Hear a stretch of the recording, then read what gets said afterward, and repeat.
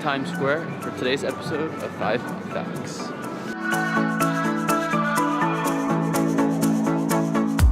This town's so lame, I'm feeling so wired. It's 4 a.m., I'm not even tired. We're in your car, we can drive away. Oh yeah, we're almost there. I'm loving this feeling of something new. Just right what I needed, take me there. We can drive away. Oh yeah. Here in Times Square, people from all over the world come here to experience the unique madness it has to offer. Locals avoid it like it's the plague, but I'm here today to share a little about its history. We can drive through the night, sing along to the midnight radio. The site here was once known as Long Acre Square, which was the site of New York City's horse and carriage industry. It wasn't renamed Times Square until 1904 when the New York Times constructed One Times Square with the intention of making the building its headquarters. The simultaneous construction of their building with that of the transportation lines, they were assured that their newspaper would circulate throughout New York City with much ease. Don't wanna wait all my life, can't remain, no delay, gotta let go. A gentle breeze, the night's got a fever, to the moon and back, playing loud in the speakers. You and me, can I marry you right away? Oh yeah. After the New York Times moved in, mega theaters were constructed and a distinct brand of New York City nightlife began to develop. The era was mostly characterized by the years of Prohibition, which so many New Yorkers promptly defied. And by 1927, there were 72 theaters competing with one another and another 100 nightclubs that hosted live shows.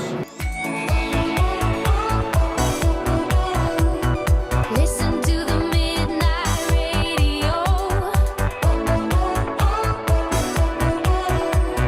Listen to the midnight radio.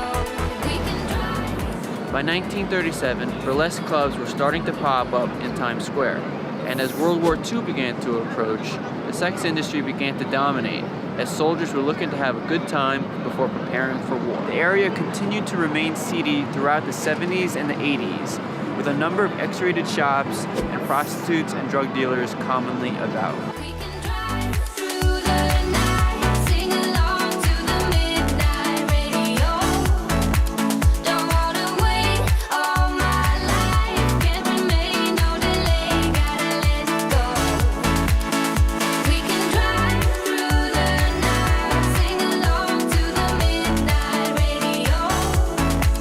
Don't wanna wait. By the 1990s, after years as a hotbed of true urban grit, Mayor Giuliani and the city of New York started to clamp down on the sex shops, and peep shows could no longer operate within 500 yards of one another, finally allowing more respectable companies and shops to develop. Don't wanna wait all my life, can't remain, no delay, gotta let go. Today, Times Square is filled with mass advertisements and billboards, which account for about $3.1 billion in expenditure. It all started with simple printed posters, which turned into bright, flashing neon lights, which in turn turned into massive HD LED screens. Listen to the midnight radio. Listen to the midnight radio.